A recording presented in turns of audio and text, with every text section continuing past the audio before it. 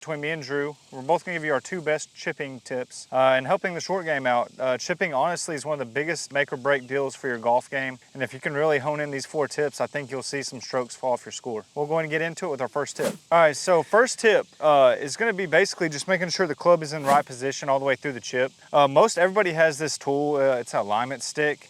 If you don't, you can grab another club. But basically what you're gonna do is you're gonna stick this basically right next to your grip. And what it's gonna do is it's gonna keep the club in the right position whenever you chip. So practice, and what you're gonna do is if you have a bad practice swing, you're gonna notice that this hits you in the side. The best tip I can give you is gonna be able to finish that swing off and always having the club point to the sky. It's gonna help for better contact on your chips. So whenever you're out practicing chips, try taking one of these out and it'll leave you in a good position to hit some good chips. And hopefully be able to make them like that every single time, but just a little lip out. Good tip to get you in good position. Second tip we have for you today is gonna be tempo on chips. It's my most important tip on chipping and something that I struggle with constantly is tempo. So whenever you're taking something back on a chip, your swing back, you don't have to take it very fast. I see a lot of people take it back pretty quick, and that's the wrong thing you wanna do.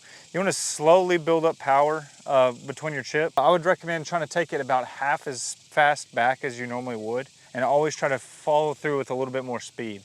So whenever you chip, just try to feel like you're gaining speed through the chip and never slow down through your chip, and you'll hit good shots pretty consistently. I got 2 tips for you guys to go along with Josh's 2 tips for chipping. The first one is if you're struggling with catching too much equator of the ball, too much blade and blading them across the green or chunking them, what you should do is get that handle up and almost feel like you're doing a putting stroke with your pitch shots. You just rotate, no wrist action, just lift the handle.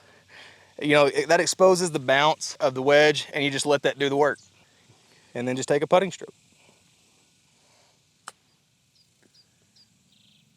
All right, guys, so my second tip here is on chip shots. You really want your low point to be accurate where you're hitting right behind the ball, nipping it clean. So in order to do that, you want to put almost probably, 70 to 80% of your weight on your lead foot.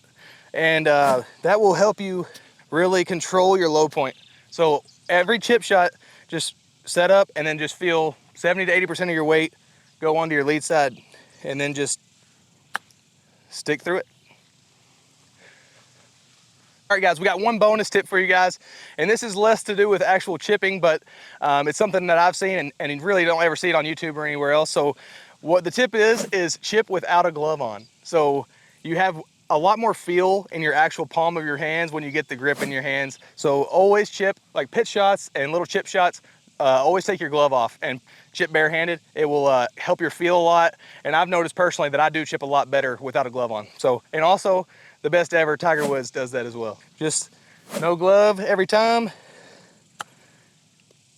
And the feel is there, the feel is there. All right, guys, so that is our tips for chipping. You take these 4 tips, and one bonus, and apply it to your game, and I promise you guys, this is where you're shaving strokes off your game, is around the greens and putting. Thank you guys so much for watching. We'll see you on the next one.